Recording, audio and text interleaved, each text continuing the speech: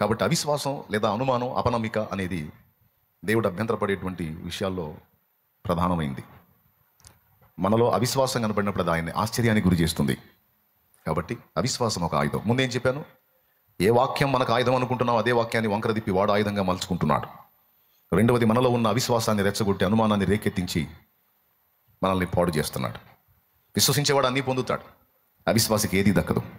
నా దగ్గర ఎంత విలువైందున్నా కళ్ళున్నోడే చూడగలడు, కానీ కళ్ళు లేనోడు చూడలేడు, చూడలేనోడు పొందలేడు. కాబట్టి విశ్వాసం అనే నేత్రం కలిగిన వాడే దాన్ని చూడగలడు, చూసిన వాడే పొందగలడు. కాబట్టి అవిశ్వాసం పెద్ద నష్టం మనకి. అనుమానం, అపనమ్మిక, దేవుని కార్యాలను ఎరిగి ఉండి కూడా సందేహించడం అనేది మన దరిద్రాల్లో గల పెద్ద దరిద్రం అది. సో అది వాడికి ఒక ఆయుధంగా మారుతుంది. శత్రువుని గురించి అనేక సంగతులు వివరించి వాడి ఆయుధాల గురించి మాట్లాడాను నేను. ప్రభువు వాడిని నిరాయుధుణ్ణి చేశాడు అని దేవుని వాక్యం సెలవిస్తుంటే, మరి వాడు మన మీద దాడి ఎలా చేస్తున్నాడు అనే దాని గురించి ప్రస్తావించాను. అది శుక్రవారమా బుధవారమా? శుక్రవారమేనా?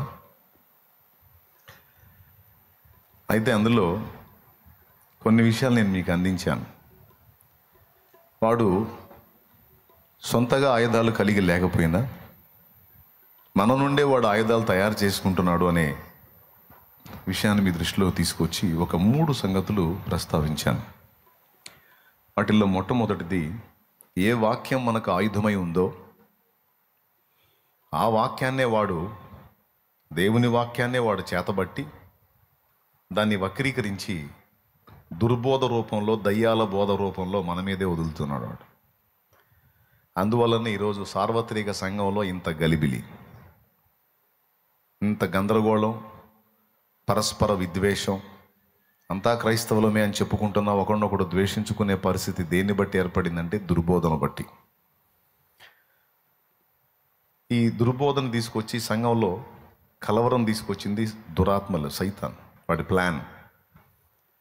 ఏ వాక్యాన్ని మనం ఖడ్గంగా భావించామో, ఆత్మ ఖడ్గంగా భావించి మనం ధరించాలని ఆశించామో, అదే వాక్యాన్ని వక్రీకరించి దుర్బోధ రూపంలో మనల్ని దెబ్బకొట్టడానికి శత్రువు వాడుతూ ఉన్నాడు. మంచి మనస్సాక్షి లేని, చెడిన మనస్సాక్షి, వాత వేయబడిన మనస్సాక్షి కలిగిన వ్యక్తుల్ని చేతబట్టి వాళ్ళని దుర్బోధతో నింపి అందరినీ ద్వేషించేటట్టు, అందరినీ విమర్శించేటట్టు,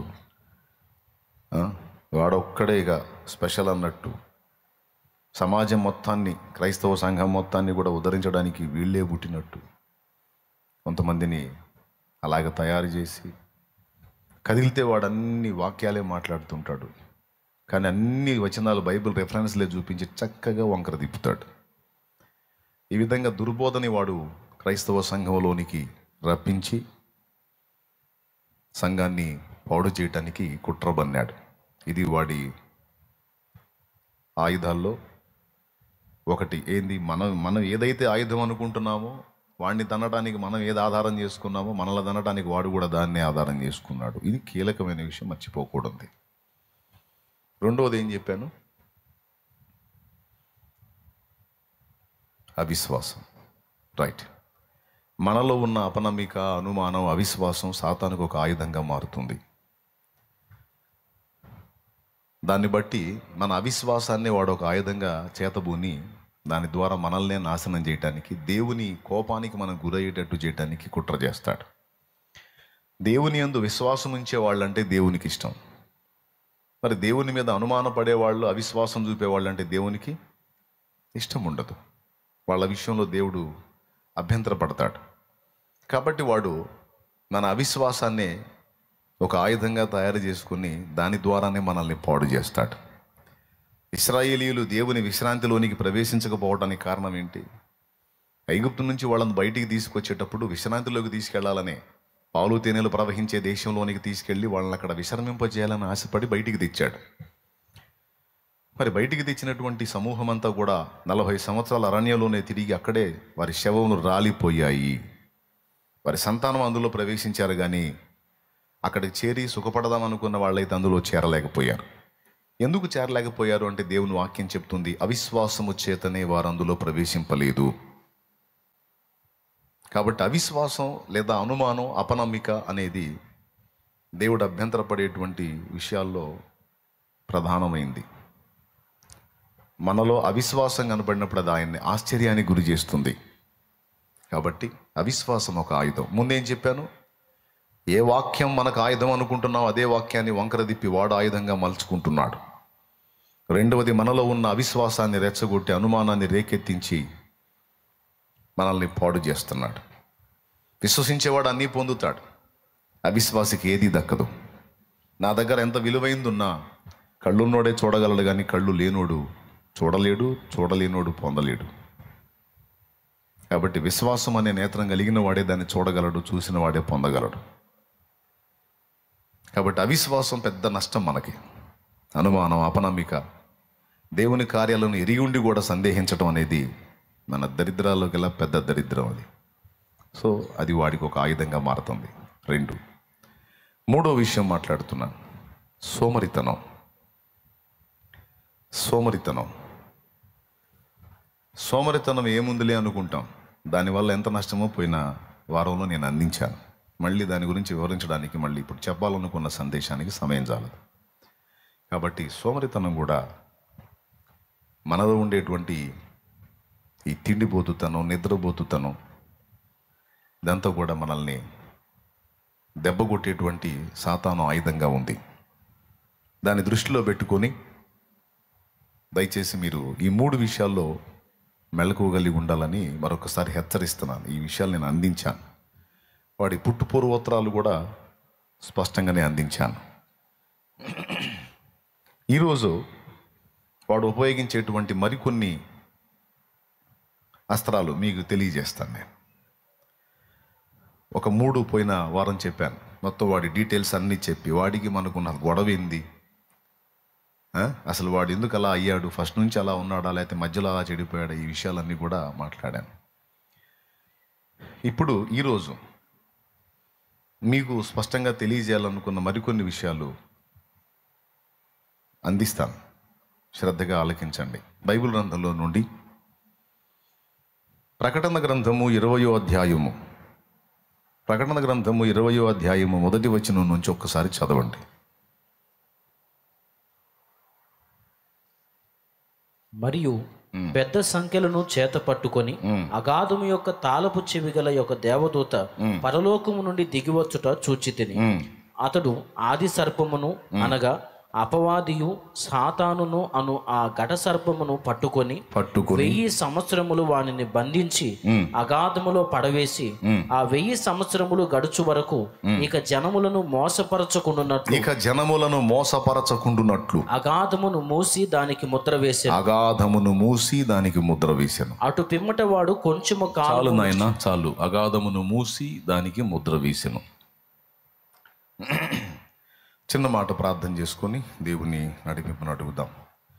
ప్రేమ కలిగిన మా మహాపరిశుద్ధ తండ్రి, ఘనుడవగు దేవానికి స్తోత్రము. ఈ శుభవేళ మమ్మల్ని అందరినీ తీసుకొచ్చి ఇంతవరకు నా ప్రభా ప్రార్థనల ద్వారా, విజ్ఞాపనల ద్వారా, ఆరాధన ద్వారా, స్తుతి కీర్తనల ద్వారా నీ నామానికి మహిమ తెచ్చుకున్నారు.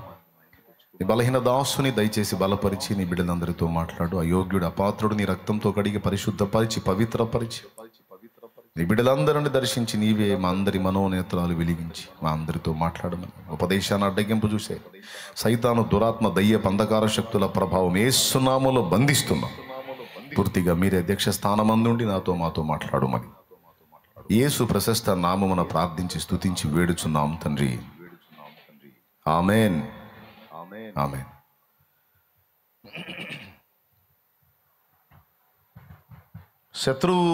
శత్రువు యొక్క కదలికలను గురించి మనం అవగాహన కలిగి ఉంటే సగం యుద్ధం గెలిచినట్టు. మనం శత్రువును కూర్చున్నటువంటి సమాచారం సరిగ్గా మనకు ఉందంటే సగం యుద్ధం గెలిచినట్టే. మనం శత్రువుని కూర్చున్న సమాచారం మనకు ఉండాలి, అలాగే మనను కూర్చున్నటువంటి అంచనా కూడా మనకు ఉండాలి. వాడెంత ఉన్నాడో తెలియాలి, మనం ఏంటో కూడా మనకు తెలియాలి. అప్పుడు సరిగ్గా సిద్ధపడి వాడిని కొట్టగలుగుతాం. లేకపోతే వాడి చేతిలో దెబ్బతినే అవకాశం ఉంది. దేవుని వెంబడించే వారికి దేవుని సేవ చేయాలనుకునే వాళ్ళకి, దేవుని చిత్తాన్ని నెరవేర్చాలనుకునే వాళ్ళకి దేవుని గురించి తెలియటం ఎంత అవసరమో దేవ విరోధైన శత్రువుని గురించి కూడా అవగాహన అంత అవసరం, లేకపోతే సమస్య. కాబట్టి ఈరోజు మనం ఎదుర్కొంటున్న రకరకాల పరిస్థితులకు ఎన్నో కారణాలు ఉండొచ్చు. అందులో మన శత్రువు దాడి కూడా ఒకటై ఉండొచ్చు. కాబట్టి కొంచెం తెలుసుకుందాం, దాని గురించి అవగాహన కలిగి ఉండటం మనకేమి నష్టం కాదు, లాభం. ఇప్పుడు మనం చదువుకున్న ఈ వాక్య భాగంలో దయచేసి శ్రద్ధగా వినండి, చకచకా చెప్పి నేను ముగిస్తాను. మనం చదువుకున్న ఈ వాక్య భాగంలో, ఇక జనములను మోసపరచకుండునట్లు 1000 సంవత్సరములు వాడు అగాధములో బంధించబడ్డాడు అని స్పష్టంగా అక్కడ రాసుంది. ఏం చేయకుండా? జనములను మోసపరచకుండా. జనములనంటే ఏ జనముల్ని మోసగించాడు? ఏ ప్రాంత ప్రజల్ని మోసగించాడు వాడు? ఏ దేశపు వాళ్ళని మోసగించాడు? ఏ జాతి వాళ్ళని మోసగించాడు అని మనం ప్రశ్నించుకుంటే, ప్రకటన గ్రంథం 12వ అధ్యాయము 9వ వచనంలో ఒక జనము, ఒక ప్రాంతము, ఒక దేశము, ఒక రాష్ట్రము కాదు, వాడు అసలు టోటల్ యావత్ ప్రపంచంలో ఉన్నటువంటి మానవ జాతి అంతటిని కూడా మోసపుచ్చాడు అని స్పష్టంగా అక్కడ రాస్తుంది. కాగా సర్వలోకమును మోసపుచ్చుచు అయిపోయింది. వాడు ఒక ఏరియాని, ఒక ప్రాంతాన్ని, ఒక రాష్ట్రాన్ని, ఒక జిల్లాని, ఒక మండలాన్ని, ఒక గ్రామాన్ని, ఒక దేశాన్ని కాదు, ప్రపంచంలో ఉన్న అన్ని దేశాలని, అన్ని రాష్ట్రాలని, అన్ని జిల్లాలని, అన్ని మండలాలని, అన్ని గ్రామాలని, అన్ని పట్టణాలని, అన్ని సిటీస్ని, అన్ని టౌన్లని మోసం చేశాడు. సర్వలోకమును మోసపుచ్చుచు అన్నాడు. మోసగించటం అనేది ఒక ఆయుధం. ఈ మోసగించేటువంటి మనస్తత్వం ఉన్నవాళ్ళకి, మోసగించేటువంటి మైండ్ ఉన్నవాళ్ళకి దాదాపు ఎక్కువ శాతం మందికి పెట్టుబడితో అవసరం లేదు. వాడు పెట్టుబడి కూడా మోసంతోనే కొడతాడు, పెట్టుబడి ఉపయోగించి దాని మీద పొందే లాభం కూడా మోసంతోనే కొడతాడు.